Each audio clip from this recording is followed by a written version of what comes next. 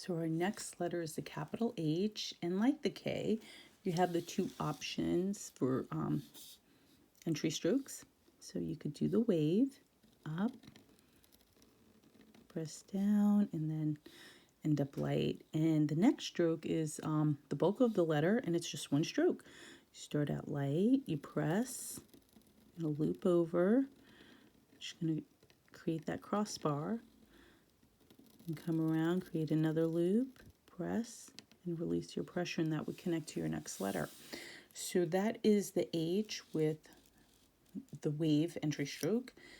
Now if you do the bigger loop entry stroke, begin here, loop around. That's going to be pretty fine throughout. It's a sideways stroke. Then I like to start out light. I press, release my pressure, cross over,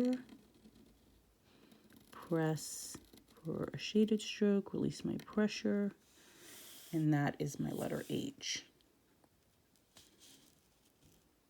I'll do one more.